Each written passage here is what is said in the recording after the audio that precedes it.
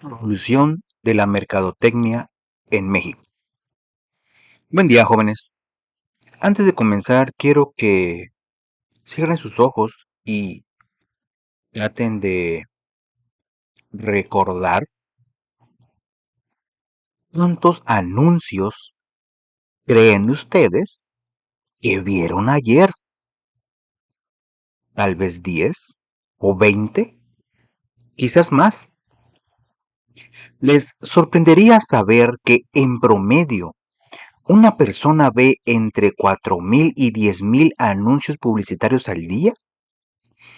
Desde el momento en que revisan su celular por la mañana hasta el último video que ven antes de dormir, están rodeados de mercadotecnia. Bien, jóvenes, el tema que vamos a explorar hoy es fascinante y está más conectado con su vida diaria de lo que ustedes se imaginan. Hablaremos sobre la evolución de la mercadotecnia en México, un recorrido histórico que nos llevará desde los mercados aztecas hasta las compras que ustedes hacen en línea con solo un par de clics. Al final de este video, ustedes comprenderán que el marketing no es algo superficial ni moderno, sino una actividad humana fundamental que ha acompañado a nuestra civilización durante siglos. Jóvenes, estén atentos, tomen nota y sobre todo, hagan conexiones con su propia experiencia como consumidores. Comencemos con nuestro viaje en el tiempo. Vamos a transportarnos mentalmente a una época muy lejana. Imaginen que no existe el dinero como lo conocemos hoy. No hay billetes, no hay monedas, no hay tarjetas de crédito. Y por supuesto, no hay aplicaciones de pago en el celular. ¿Cómo creen ustedes que la gente compraba y vendía cosas? Nuestro México prehispánico fue el hogar de civilizaciones extraordinarias.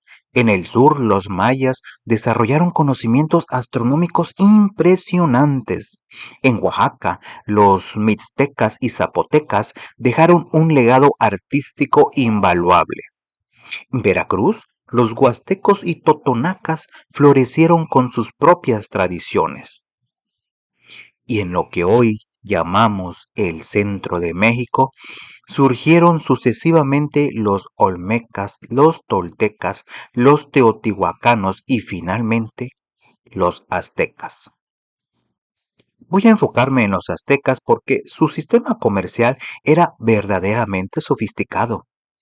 En el año 1325 fundaron la gran ciudad de Tenochtitlán.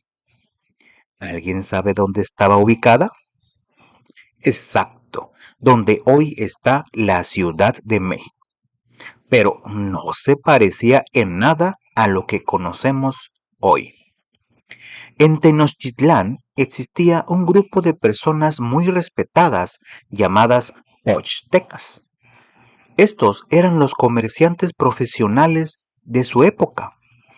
Piensen en ellos como los empresarios o comerciantes de hoy, pero con una diferencia.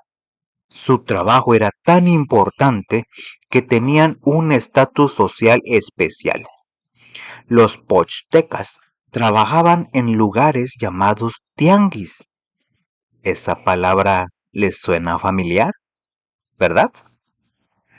Todavía la usamos hoy en día para referirnos a los mercados al aire libre que se ponen ciertos días de la semana en muchas colonias y pueblos de México. Pues bien, ese concepto viene directamente de nuestros ancestros aztecas. Ahora, aquí viene algo que me parece fascinante y quiero que lo aprecien. Estos tianguis o mercados estaban organizados por secciones según el tipo de producto que se vendía. Había una sección para alimentos, otra para textiles, otra para joyería, otra para herramientas. ¿Les suena conocido? Exactamente como hoy en día cuando van a un supermercado y hay un pasillo para los lácteos, otro para las frutas y verduras, otro más para las carnes. Nuestros antepasados ya entendían hace más de 700 años la importancia de organizar el comercio para facilitar las compras. Los jefes de los pochtecas no se quedaban quietos en Tenochtitlán. Organizaban caravanas comerciales que viajaban por todo el territorio mexica. Imaginen grupos de comerciantes caminando durante semanas, incluso meses, llevando productos para vender en otras regiones. Llevaban telas finamente tejidas, joyería elaborada, tinturas de cochinilla para teñir telas de un rojo intenso que era muy apreciado, y hierbas medicinales. Y cuando regresaban, traían artículos considerados de lujo, jade verde, esmeraldas, caracoles marinos que venían del océano.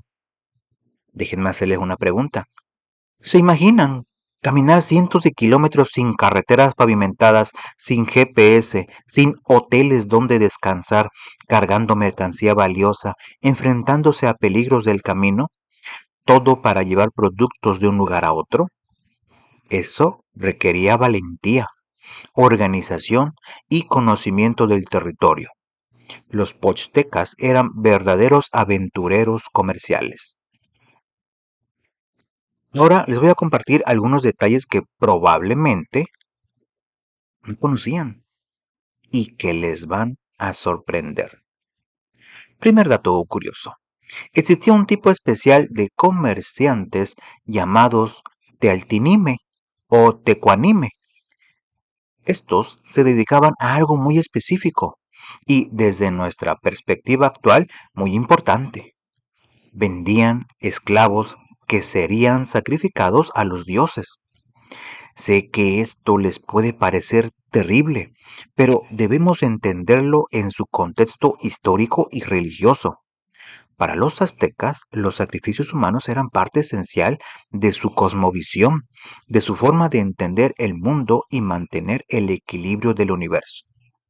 Segundo dato curioso. El comercio en la región de Tenochtitlán se realizaba principalmente por agua. La ciudad estaba construida sobre un lago, así que gran parte del transporte de mercancías se hacía mediante chalupas o barcazas. Pescado fresco, semillas, legumbres, frutas, flores, todo viajaba por canales de agua. Era como una Venecia mexicana, si quieren ustedes imaginarlo así. ¿No les parece increíble? Tercer dato curioso, y esto les va a dejar con la boca abierta.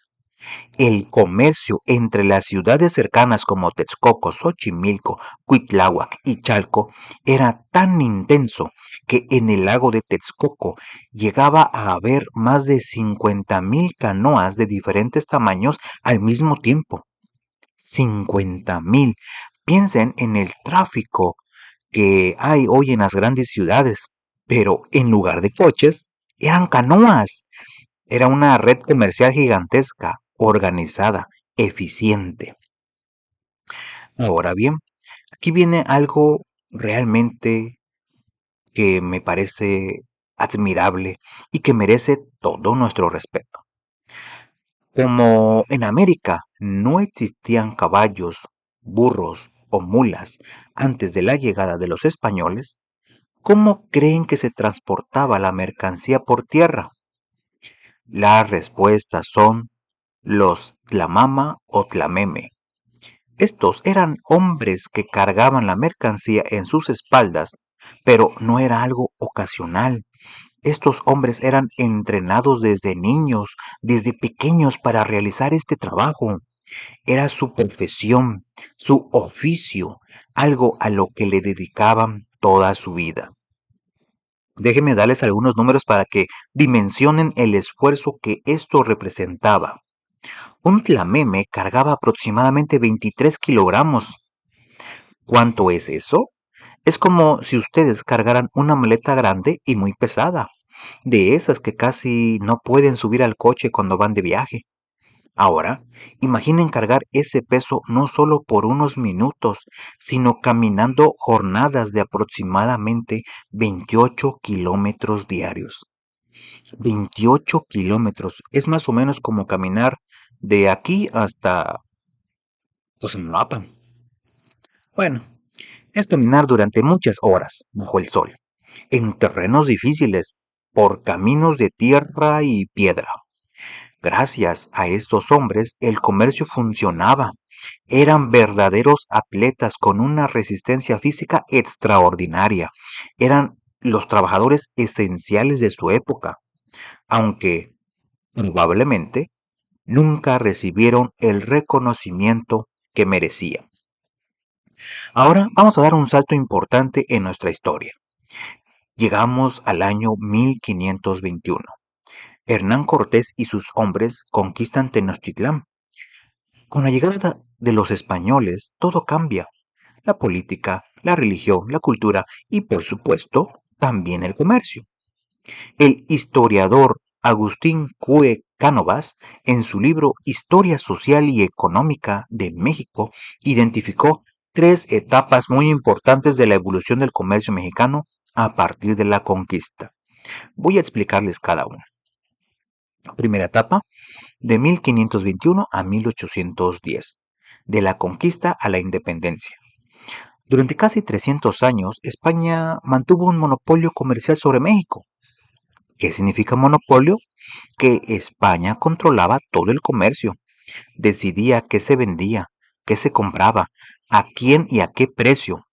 Pero aquí viene lo interesante. Aunque España controlaba el comercio, no fue España quien más se benefició económicamente. México en esa época era muy rico en metales preciosos, especialmente plata. Se extraía plata de las minas mexicanas y se enviaban a Europa.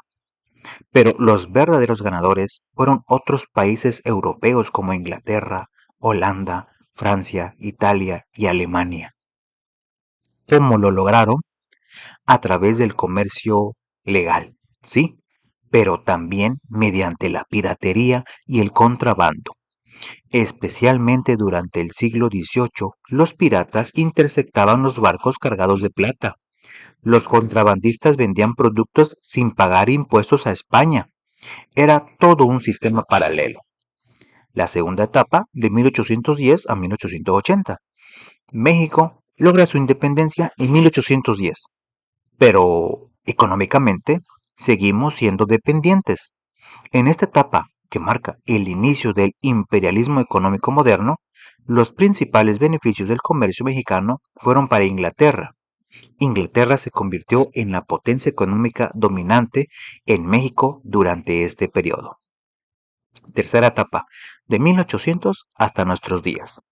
A partir de 1880 y hasta la actualidad, Estados Unidos se convierte en el principal socio comercial de México y también en el principal beneficiario de nuestro comercio.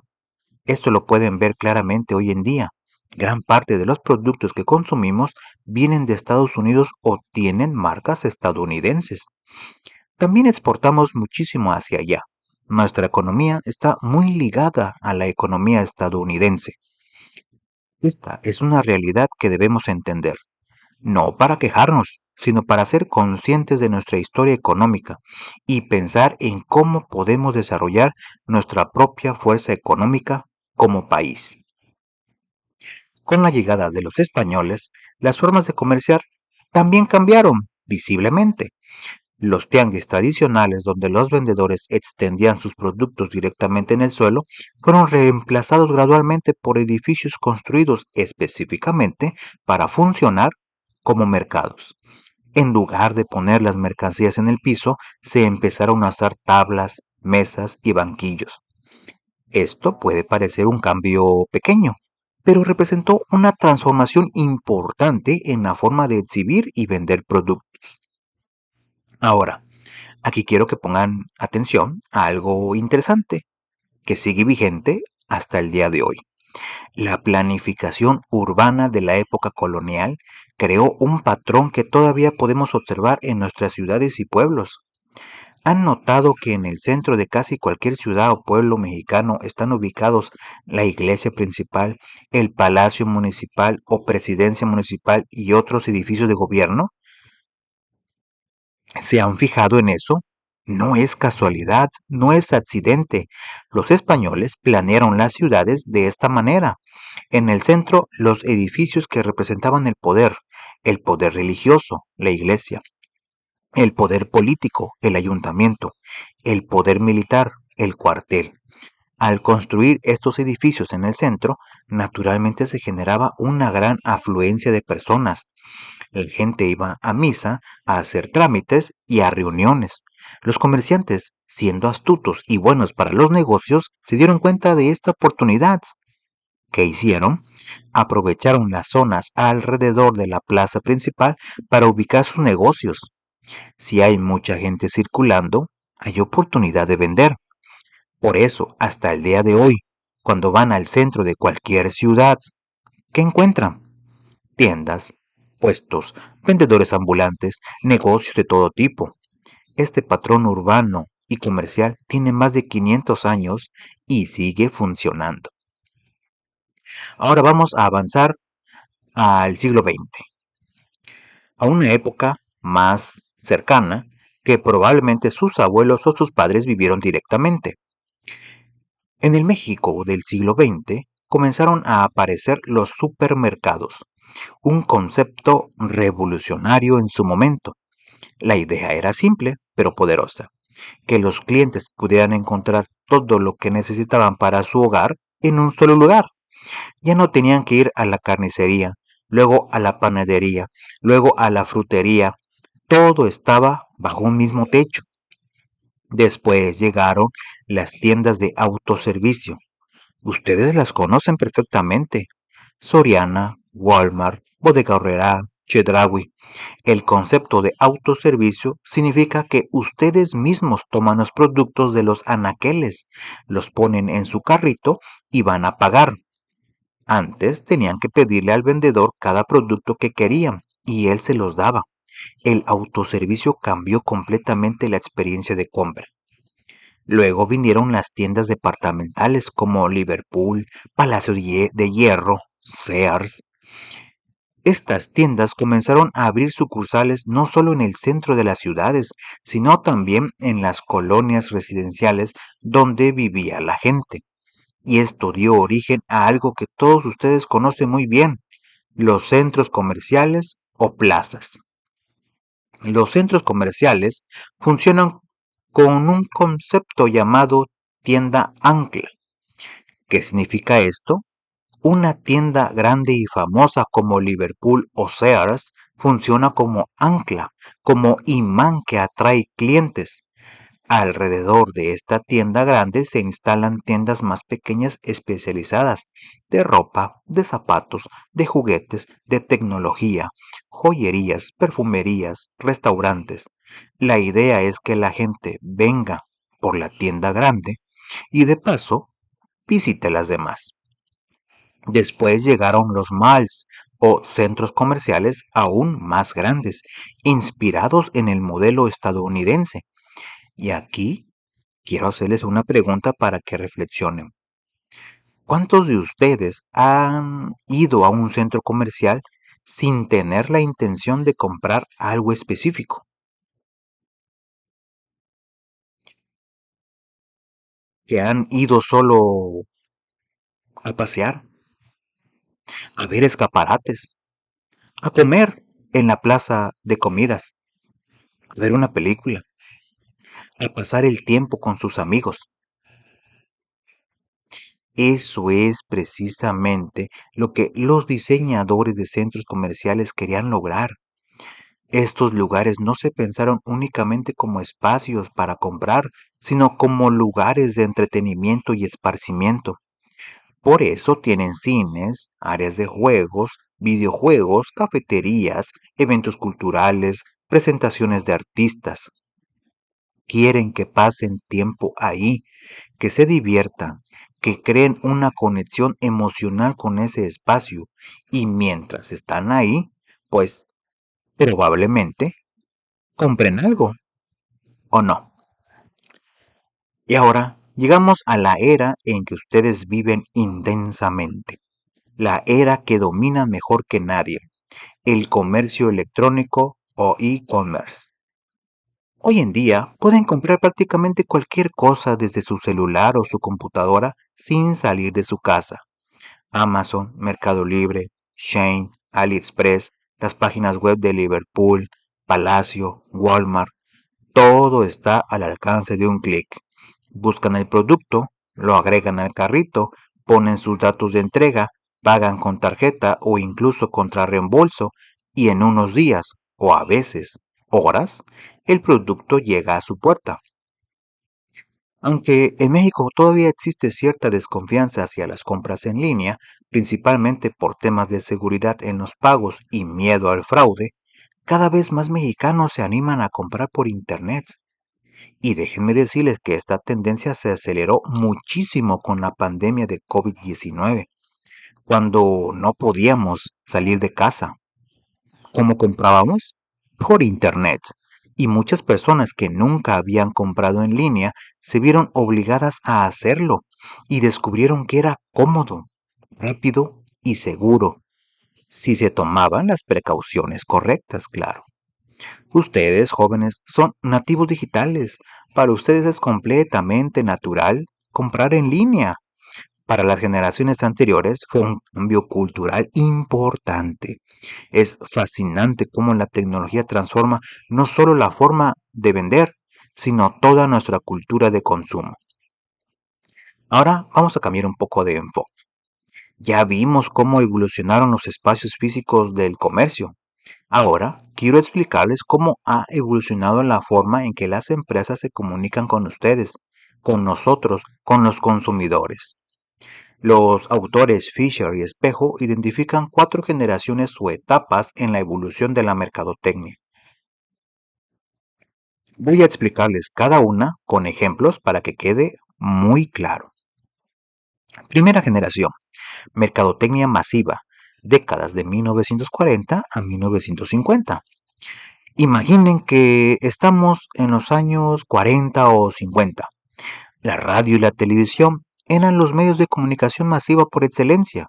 Las empresas creaban un solo mensaje publicitario y lo transmitían para todo el público sin distinción alguna.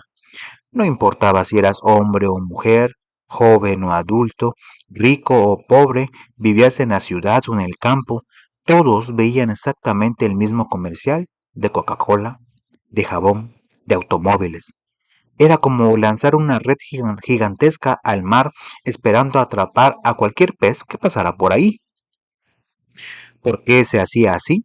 Porque no existían las herramientas para segmentar, para dividir al público, y también porque los mercados estaban creciendo tanto que las empresas podían vender muchísimo con esta estrategia simple. Segunda generación, mercadotecnia de segmentos, de la década de 1960. La década de 1960 trajo cambios sociales muy importantes. Uno de los más significativos fue el movimiento de liberación femenina. Las mujeres comenzaron a trabajar fuera del hogar en mayor número, exigieron igualdad de derechos, cambiaron sus roles en la sociedad. Las empresas se dieron cuenta que ya no podían hablarle igual a todo el mundo. Tenían que reconocer que había diferentes grupos con diferentes necesidades. Así nació la segmentación de mercados. Las empresas comenzaron a dividir al mercado en segmentos, productos específicamente para mujeres, para hombres, para jóvenes, para adultos mayores, para familias con niños, para solteros. Cada segmento recibía mensajes publicitarios diseñados especialmente para ellos. Tercera generación, mercadotecnia de nichos, década de 1980. En México, la década de 1980 fue muy difícil económicamente. Hubo crisis financieras severas, devaluaciones, inflación altísima. Los mercados dejaron de crecer como antes e incluso se redujeron. Las empresas se dieron cuenta de que ya no era suficiente con segmentar en grupos grandes. Surgió entonces el concepto de nicho de mercado. Un nicho es un grupo mucho más pequeño y específico que un segmento. Por ejemplo, ya no solo ropa para mujeres, sino ropa deportiva para mujeres que practican yoga y tienen entre 25 y 35 años y viven en zonas urbanas. Mucho más específico, ¿verdad? Las empresas buscaban nichos desatendidos, grupos de consumidores con necesidades muy particulares que no estaban siendo satisfechas y creaban productos especialmente para ellos. Cuarta generación, mercadotecnia personalizada, de la década de 1990 hasta hoy. Y llegamos a la era actual, la mercadotecnia personalizada. Esta fue posible gracias a los avances tecnológicos en bases de datos, Internet, inteligencia artificial y análisis de información. Hoy en día, las empresas pueden conocer el comportamiento de compra de cada consumidor individual. ¿Han notado que cuando buscan algo en Google, después les empiezan a aparecer anuncios relacionados con eso en todas las páginas que ustedes visitan? ¿O que cuando ven una serie en Netflix, la plataforma les recomienda otras series similares? ¿O que Spotify crea listas de reproducción personalizadas basándose en las canciones que escuchan? Eso es mercadotecnia personalizada. Es como si cada uno de ustedes tuviera su propio vendedor personal que los conoce perfectamente. Sabe qué les gusta, qué compran, cuánto gastan, qué les interesa, qué no les interesa. Y basándose en toda esa información, les ofrece exactamente lo que probablemente quieran comprar. Es sumamente efectivo, pero también genera preguntas importantes sobre privacidad, sobre el uso de nuestros datos personales. ¿Hasta dónde queremos que las empresas nos conozcan? Es un debate actual y muy relevante. Muy bien, jóvenes, hemos llegado al final de nuestro video. Permítame hacer un recorrido rápido por todo lo que hemos visto para que quede bien claro. Comenzamos en el México prehispánico, hace más de 700 años, en los tianguis de Tenochtitlán, donde los pochtecas comerciaban productos como jade, cochinilla y plumas preciosas.